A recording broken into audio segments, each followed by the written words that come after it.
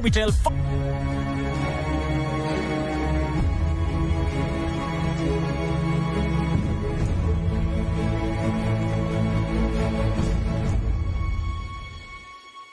This is Art Television.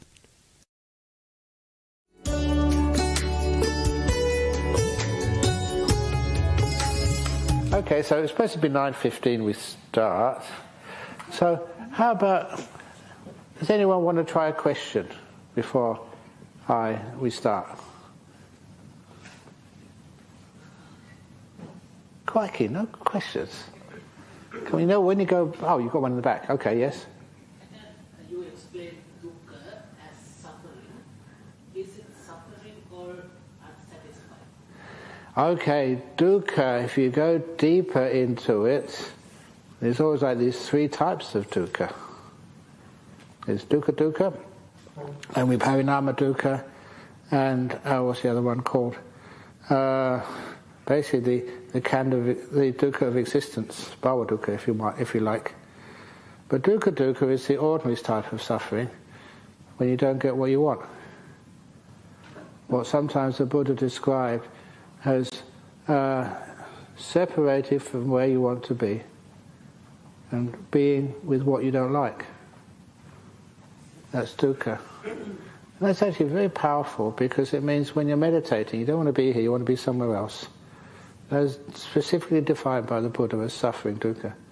Or when you're with something you just don't like, that is dukkha as well. And then one of the other types of dukkha is the fact that you may get some happiness, you're on this retreat, but it changes. You have to leave. But the most powerful type of dukkha, which is like a lot of times people don't see, is the fact that even when you think you're reasonably peaceful and happy here, your senses are occurring, you're seeing, hearing, smelling, tasting, touching, and even knowing. And that by itself is essentially suffering. People think I'm weird when I say this, but you ask the question, I'll answer it honestly. When seeing stops, there's a deep sense of peace and freedom. Whenever you see something, there's almost like a responsibility to understand it, to do something about it, to respond to it. And that just totally disappears. It's a great sense of freedom inside. It's a sense that when you're not hearing anything, when you're hearing something, you have to assess, is that dangerous? Is that my responsibility? Should I do something? It gives rise to business.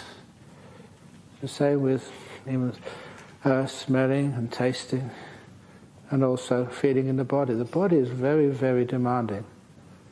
If you want to know why, just have a look and just see how people are moving. How many of you can sit perfectly still? I mean, perfectly still. We're always moving, but we've got used to that, so we don't even notice most of the times we move. We move because our body is asking us, it's uncomfortable, my knee is uncomfortable, my head is uncomfortable, that what are you doing down there? Oh, the iPhone is uncomfortable or whatever. But we always move. I just scratch my nose. You're just scratching your arm. And always look at how people are always moving. And you find out how uncomfortable this body is. But you don't notice it, because it's common, it's usual. So after a while, when the body vanishes, it's like you're free of being irritated by this body was always demanding comfort. The same the mind as well. What does the mind want? Again, that also wants satisfaction, peace, delight. It's one of the things that if you don't get delight in meditation, in the peace of meditation, you'll start seeking for delight in sensory things, in pleasures. Sometimes it's like doing things for other people, but you're not really understanding what's really good for yourself. So little by little, that becomes suffering. And to sum it up, there was this enlightened bhikkhuni, Vajira, and she was asked, it was by Ma, it doesn't matter by who, basically what it's like to be an enlightened person, an arahant. What does it actually feel like? And what she answered was so powerful. being fully enlightened was just experiencing suffering arising and suffering passing away. Dukkha coming up and dukkha passing away. Even an enlightened being. And it's one of the little not trick questions, but deep questions which I ask others, to see if they understand what enlightenment is and what dukkha is. Does an enlightened being experience dukkha? Yes. That's why they have the parinibbana, when the last of the khandhas finally fade away, stop and never re-arise again. That's suffering ending. That's why the Buddha would suffer from the time of his enlightenment to the time of Kusinara. And at Kusinara, that's when he passed away. And with that, all suffering. That's why, of all those 4 places which people go on pilgrimage, Buddha's birth, his enlightenment, first teaching, and final passing away. To me, the most important is where he passed away. That's where he finally achieved the ending of samsara for himself. Sometimes people argue with me. I like that. It means we're going deeper into the essence of what this is all about. The ending of things, not the achieving of things. When you say got a degree from university or something, were you happy? Did you celebrate? It was just the start of more studies and more work. When you retired, did you celebrate?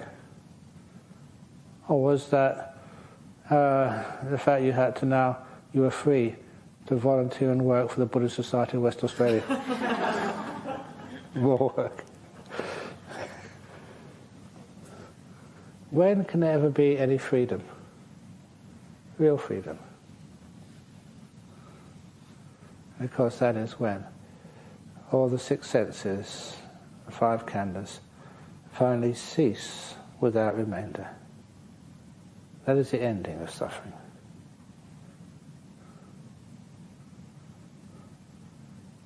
Check it out in the books. And this is not destroying anything. It's just the ending of things.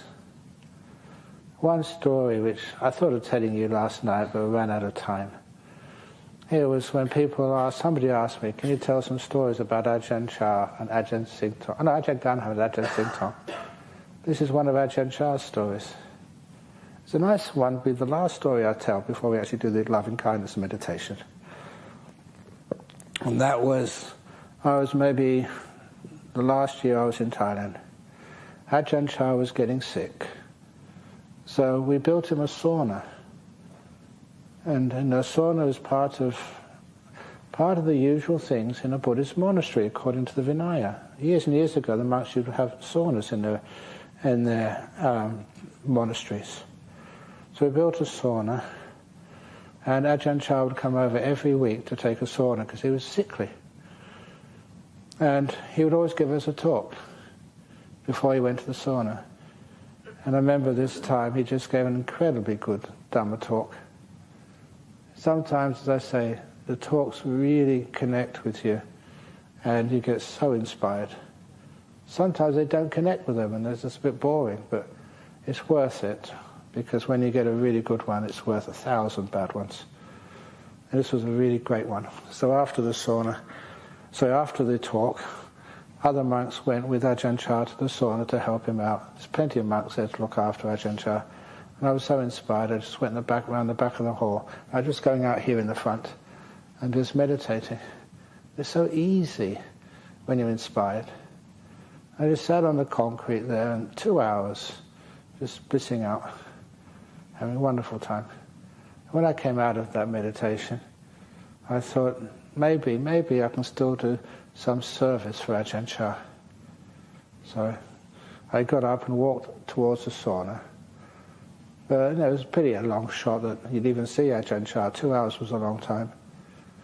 But as I was walking to the sauna, I saw Ajahn Chah. He'd already dressed, finished his sauna, and he was walking the opposite direction with the driver, the Thai man. And so there's no way that I would have to pass each other on the path. And usually, some junior, you'd step off the path and let Ajahn Chah pass. But he just stopped me. He looked into my eyes really strongly. And then, because Ajahn Chah's passed away now, I don't mind telling some of these secrets, then he just read my mind. Really went into it.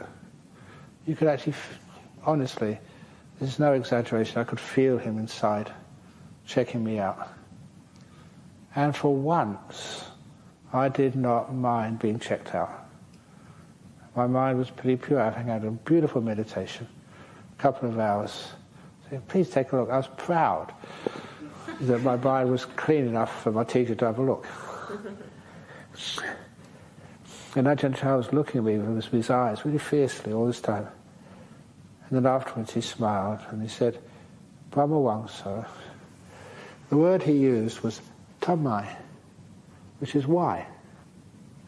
Why? And I said, I don't know. And he laughed. It was a stupid answer. He checked me out and tried to give me some big insights. Why? I said, I don't know. And then he laughed, which is, a lot of times that's what people will do. When you did a stupid answer, it was so funny. These highly educated Westerners could be so stupid. And then he screwed his eyes up again. He looked at me. He said, Brahma Wangsa, I will tell you the answer. The answer to the question why. It was so kind, it was so powerful. He just checked me out. My mind was clear and pure. And so he wanted to try and help. So he said, if anyone ever asks you that question again, why?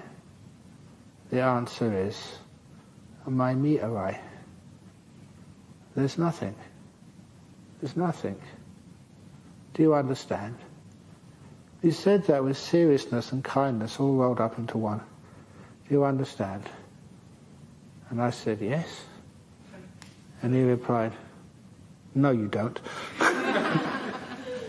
And then he walked away. And one of those experiences where he felt very low and very sort of disappointing your teacher.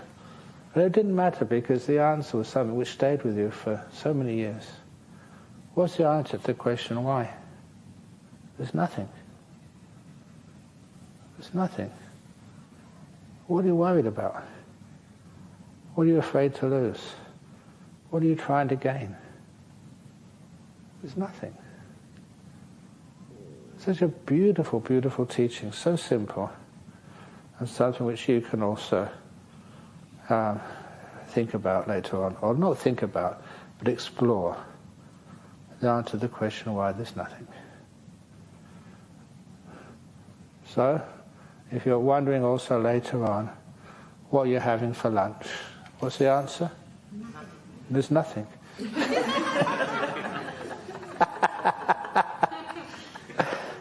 Oops.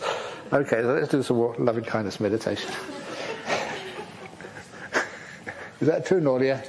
You're not having any lunch today? Yeah, nothing. Nothing. Yay! Oh, that's the most delicious. Nothing can beat nothing.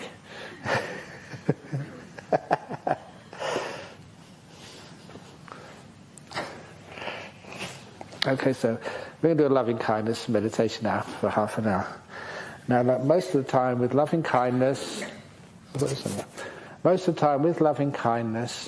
it's the simile which I use, which is helpful, is imagine loving kindness like a fire, not destructive fire, but very warming, powerful, very healing. But to light a fire, you can't strike a match and put it next to a log. It just won't take the flame. So we start by lighting paper. And after paper we add little twigs. Sometimes they call it kindling. And then bigger twigs, and little by little, as we guard and nurture the fire, it gets hotter and hotter and hotter and hotter. And soon a fire can become so hot, so strong, you can then put on a log. You can even put on a wet log, a sappy log. And there's enough heat in the fire to drive out all the moisture, and that sappy log takes the flame. And that's a lovely simile for how we start our loving kindness with something which is very easy to develop feelings of warmth towards. And I usually prefer an imaginary object, so I can make that imaginary object any way I wish.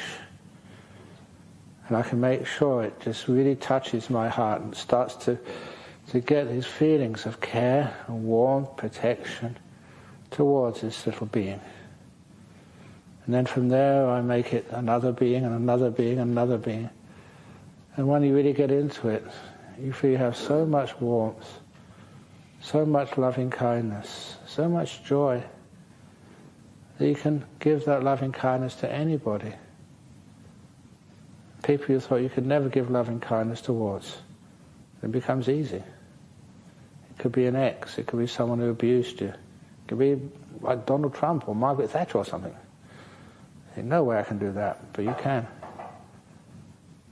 And of course the hardest one of all will be to yourself. We leave that to the end. So let's start off by just sitting down again and making your body comfortable, being kind to your body to begin with. So I know that my cushion, it needs to be adjusted. If you can't be kind to your own body, how can we develop kindness any further?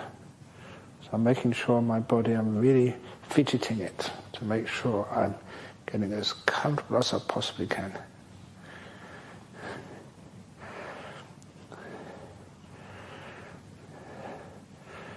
Okay.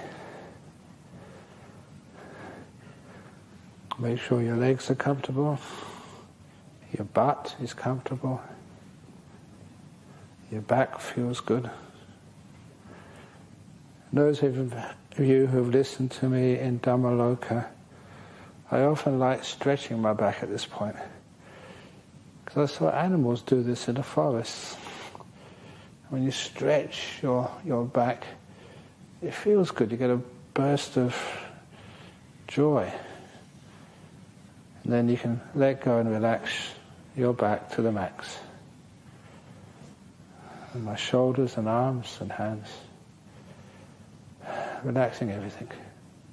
And I also like relaxing the muscles on my face. I'm aware right now of the feeling around my eyes and around my mouth in particular. And once I'm aware of that feeling, I can just relax, experiment, trial and error, and I find I can relax even further. And relaxing the muscles around my face I find very helpful, because any fear, any effort, even tiredness, anxiety, I can feel that as tightness around my facial muscles. And I've learned how to let them be. To relax, to stop pulling at both ends of the muscles, so they're nice and loose and at ease. I've learned how to relax to the max. When the muscles in the face relax, so many unhelpful emotions disappear. And if I really want to, I sometimes just bend the corners of my mouth upwards, a little smile. I remember that story of rowing in a boat on the river. When I smiled, the oar was so much easier to pull.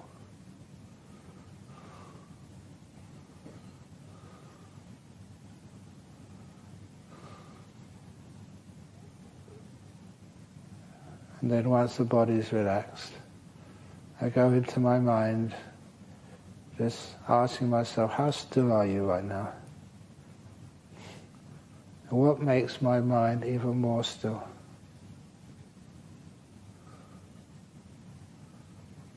making sure my mind is at peace in this present moment, calm.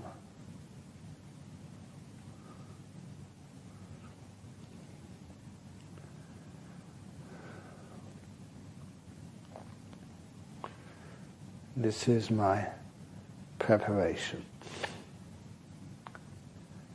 And then for the loving kindness, I choose an object, imaginary object. I visualize it as best I possibly can. Something which I easily find compassion, kindness. I'm not making distinctions between those words right now.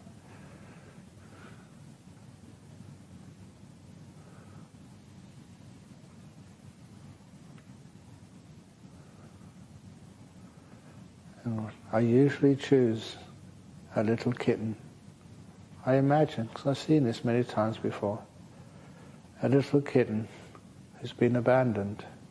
You may prefer to choose a little puppy or an elder dog. Like a year or two ago, we had a cow came in here. Gave it so much loving kindness. Because these little beings, especially if they're babies, puppies, kittens, they cannot exist by themselves, they need protection. And I imagine just walking through the forest and hearing this little kitten meowing. And just being attracted to that sound, maybe I can help. Maybe I can use my resources to help this little being who's suffering so much. You can hear that in her voice. As I go closer, I see it. It is hiding in some hollow log or a crevasse somewhere. It's terrified of the world, but it knows it must find someone to help it and feed it, protect it. As I go closer, all I see is two eyes staring at me with a combination of hope and terror. I just assume it's trusting many other passers-by, or even animals. Those other animals that just hurt it so badly. It doesn't know if it can trust anybody again. So when I see those two eyes, with my eyes, I send it trust and safety and warmth. Dear little kitten, you can translate that as puppy or baby or anything which you love and care for. Little kitten, I will never harm you. Please give me the privilege of caring for you, looking after you. I'm an honest monk. I will care for you, I won't harm you. When I commit to something, I make sure it's done. I don't give up. So I go a little closer to that kitten and see it withdraw its head a little more. It is really afraid of me. It knows it has to trust somebody. So I put out my hands slowly, extend my hands right to its little face and feel it sniff my hands. I have to be very patient to allow the trust to build up. And little by little, that little kitten extends its head out of that dark, safe little corner of the world. It opens up, and I could see already its head is dirty. It's got dried pieces of blood on it. That little kid has really been through hell. But then I touch it so softly, and the kitten doesn't withdraw. The kitten is starting to realize it may have found someone who will protect it, who will care for it and feed it, will find a real friend. So little by little she comes more and more out from her hiding place You can see she's all skin and bone. I don't know when she's ever eaten anything. She had no one to care or protect her. Been disappointed so many times, with so much pain. She has hope, but it's always smashed to smithereens. Little by little, I coax her out.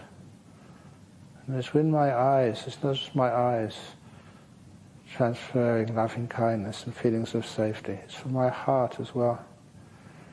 At this time of doing loving kindness meditation, my heart starts to get warm.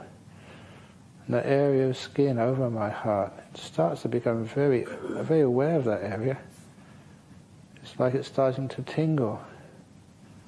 It's through that portion of skin, it seems, I send my loving kindness to others. And I'm sending this loving kindness, this warmth, this healing, trusting power to this little being who needs it so much. And as it comes further and further out, trusting me, I touch its skin, rather its fur, not an ordinary cat's fur. Ordinary cat's fur is just so smooth and like satin. This is just all dirty and caked with dried blood. Poor little kitten. As I hold it, it lets me hold it. I'm going to hold it so softly because its bones, you can feel them all. And I bring it to me, to my chest. It allows me. It's actually trusting me. Many times it's trusted others. They've let it down. I will never do that. I pick up that kitten, put it right on my chest, right above that area where I feel my skin start to become so warm, and I'm so aware of that part of the body. And this is what happens when I send loving kindness out. May this little kitten be happy and well. May it never have to feel this excessive fear and the loneliness which comes from anxiety. May it realize there's so many wonderful people out in this world who would love to care for you and feed you and play with you and love you and be your friend. I pick it up and warm it with my warmth. And it trusts me. When somebody gives me that gift of trust, I know just how precious that is, and also how fragile that is. So I have to really look after that trust this little kitten has given me. I hold it so softly. And it feels like it's softening. It's the tension in its body from fear is disappearing. Its muscles are getting more loose. I even see it just close its eyes. It really does trust me. It doesn't sleep as much as just close its eyes and start to purr. This little kitten has found a friend. I will feed it and wash it and heal its wounds later. But the biggest wound in its heart, lack of trust and fear of others, thinking that no one will ever care and love this little being. That wound is healed. The wound of no trust.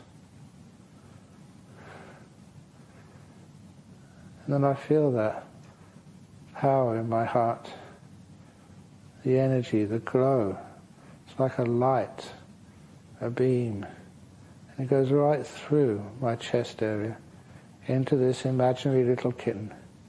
Goes right into her, going right to the tips of her back legs, her little tail as well, to her front legs, to her head, to her ears, and her little whiskers. Dear cat, I'm feeding you with my energy, with loving kindness energy, healing, caring, reassuring, protecting. Little kitten, I look forward to feeding you, healing you, giving you a safe place to stay, playing with you, seeing you wreck all my stuff. That's what kittens do. That's okay. You'll find some more stuff. Look forward to when you become a cat and just play around a bit more and eat my milk or whatever else you eat.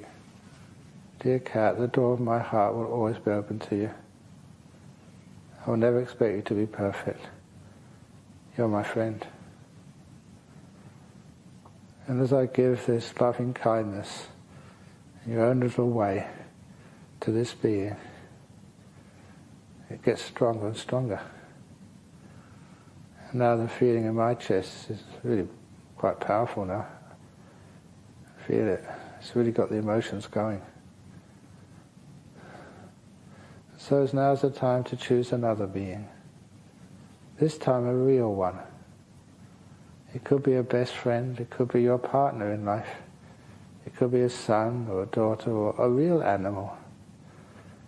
Who is the being who's closest to you in this life? Just imagine that they're in front of you. They may be the other side of the world, or they may be right in front. In this moment, just realize just what they have in common with an abandoned kitten. Sometimes we don't show how much we hurt. Sometimes people don't realize how lonely we can be. Sometimes all we need is to know that there's somebody who cares for us, who wants to protect us, who can give to us. A real friend. So you imagine this being in front of you, your closest friend and associate in this life. And you put all these feelings, this power, this energy of love coming from your heart, going through your skin, into them. It goes right into their heart. And from their heart, up through their arms, to the tips of each finger, up through their neck to their head, their ears, down to the torso, down to the, I don't know if you did the arms, but to your best friend's arms, down to their legs and the toes, all over them. Dear friend, I care for you. Your happiness and well-being is important to me. This is not just words, I mean it. As you give this friend loving kindness, metta, you don't need to try and understand precisely what that word means. Just give what it's pointing to. The kindness, the joy. Just as it says, like a mother loves her only child, you give everything for that child. You give everything for your best friend, closest associate in this life.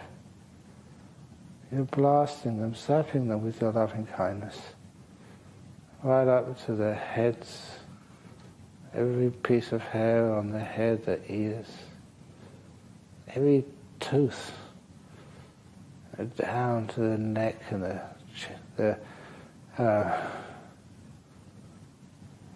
larynx and throat, all over their body. Whether you think they have a healthy body or not, you can always take more healing, more love, more care. It goes right in and around.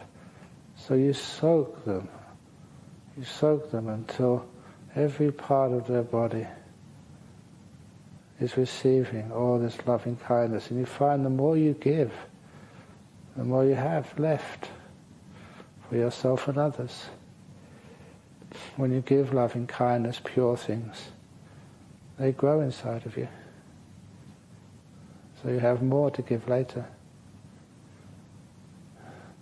And just take a moment to know how it feels inside of you. When you spread loving kindness to others, it's a great joy when you do it properly. You feel piti sukha coming up inside of your body and mind. It encourages you. Now when you've given loving kindness to your closest associate in this life, now please don't open your eyes, but please give that loving kindness, that same power of loving kindness, the same intensity to everyone in this room. All the beings, the people, not just the people, but the ants and other things, and the flies. All the beings in this room who you spent the last 9 days with. You imagine the light coming from your heart through your chest, the power of loving kindness going into every being in this room, going right inside of them, healing, calming, bringing up happiness and joy in them. It's going right throughout their bodies, and from them to the next person, to all beings in this room. All of us. You give to me and others, I give to you and others. This beautiful power of loving kindness. And when it's being generated and beamed to you, please let it in. Let in the kindness and warmth of everybody in this room into your own heart. Let it in. And when it empowers you, and spread it to others. All beings in this room. And you all know that the door of our hearts are open to one another. We care for each other. We show that it's not a thought, it's an emotion. And as you strengthen that emotion, not afraid of its power, share it. Until the power of loving kindness gets so strong that these walls and this roof can't contain it anymore. It goes out through these walls to all people on this retreat. To Ayaseri in her room, to anybody who's in their car waiting for you, to people like Christina who might be just cleaning up something somewhere, to all beings in this compound. May you all know that you are loved and cared for. May you all receive this energy which is healing, energizing, inspiring. You can understand now why just people come and bring food to this place. They serve, don't get paid. Because they enjoy it. It's the loving kindness is their power and their salary. Little by little, this loving kindness goes even further. Beautiful energy. It sees the good in every tree, every little animal in this forest. A little snake, I haven't seen it yet this year. Wherever you are, little snake, may you be happy and well. I mean that. You're a friend. I miss you. Because this loving kindness goes all the way to Bodhinyana Monastery, all those monks over there, novices and anagarikas, all the visitors there today, all the little kangaroos and especially parrots coming out for a wash and a feed, and the magpies and goodness knows what else. May you all be happy and well as you give your energy to them. Up to Karnak Prison Farm. People over there can be suffering so badly. May you know that you're respected, no matter who you are. You're a human being in this world. If you've done some wrong, you're the one who deserves the loving kindness even more, to heal you. May all beings in these forests which surround us be at peace, be free of fear, be happy and content. And as you give out this loving kindness wider and wider. You check how it is in your own heart right now. And sometimes and often you find your heart is even more alive. It's like growing in this power of loving kindness. So you can give it even further afield to others. That's what you do.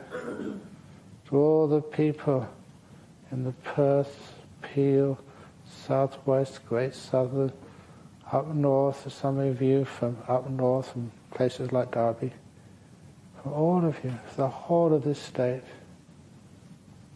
may all beings in this state be kind to one another, forgiving, protecting, not giving hurt and harm, but giving healing.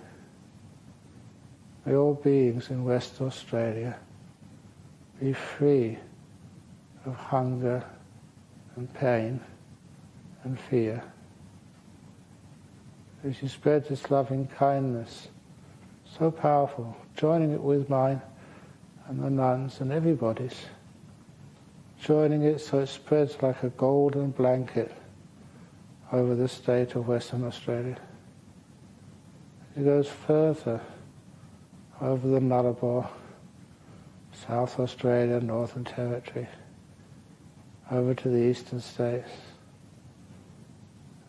Got a lot of friends over there, monks, nuns. We're all beings in this country, not just human beings. Be free of pain and fear, free of feeling that no one cares for them. We do. This loving kindness just goes beyond what is logical. Spreads over the whole country, even up into the air, to the birds who fly above us, to the animals who burrow their little tunnels and homes beneath the soil. To all beings, may you all be well, happy, free of pain, free of fear. May you look after one another, like we aim to look after you. As this loving kindness spreads over the oceans, over up through Indonesia, over to New Zealand and the islands in the Pacific and the Indian Ocean, like it just spreads like a golden light up through Singapore and Malaysia and Thailand and Burma and Vietnam, Cambodia, Laos, over through China, over through Bangladesh and India and Sri Lanka. There's many of your friends which you miss so much over there, family members you can't see. So send your loving kindness there. Send it big time. May all beings in these lands be well and happy. Know we think about them, care for them, they're not alone. It's like they're part of us. And it's our joy and responsibility, our privilege to care. As you send this loving kindness over the whole world, South Africa and Europe and UK and United States and South America, islands, all over the place. And this loving kindness blankets and warms and protects your whole world, the whole planet Earth. May all beings be free of fear, free of pain, free of suffering. Why? Because there's a group of people in Western Australia giving that to you. Healing, serving, warming. Giving loving kindness to the whole world.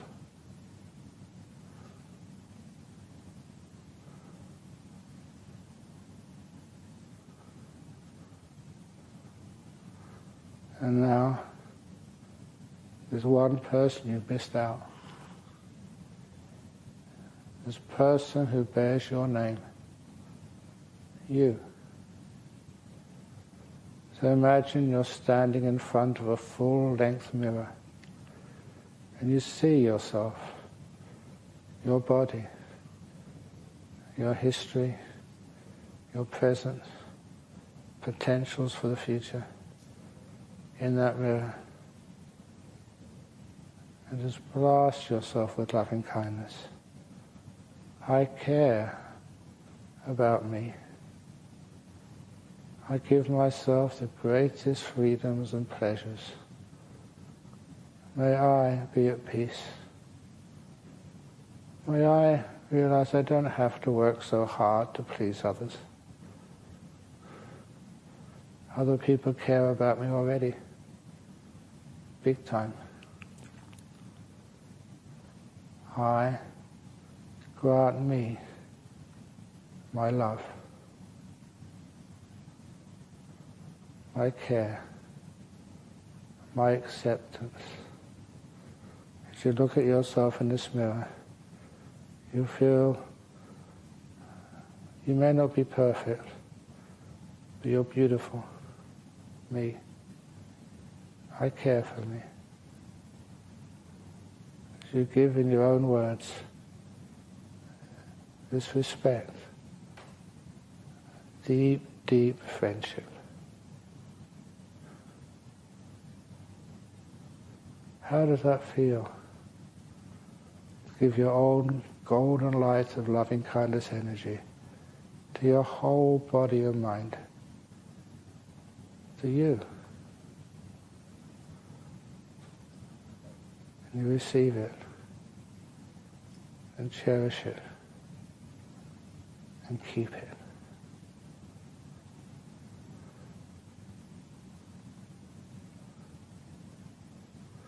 Now, imagine all that light coming back inside, being drawn back. The light, leave the warmth out there, but bring back the light. The warmth will stay at its destination, healing, reassuring. The light, like you're drawing it inwards, in from overseas, into Australia, into Western Australia, into Perth, into Serpentine, into this jhana grove, into this hall, into your body, and into your heart. Imagine it like a golden orb, like a nimitta, hovering over your heart, which is like an open, white, pure lotus flower. Now imagine the leaves, the petals of that lotus, so gently closing in over this seed of loving kindness to be kept in your heart, to be used another day for another time. Stay there a moment.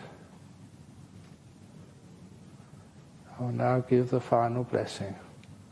Please keep the eyes closed until the blessing is complete.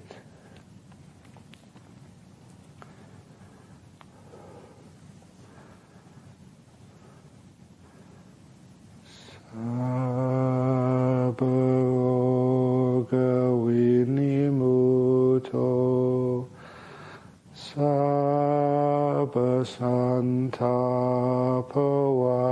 vajito Sabba veramati gando nibuto chatuang bhava Sabitio iwa chantu Sabbarogo vinasatu mate Bhavanvantarayo Sukhi dikayuko Bhava Apiwadan hasilitsa nichang Uttapacalino Chattaro Dhammavatanti Ayuwano Sukhang Palang.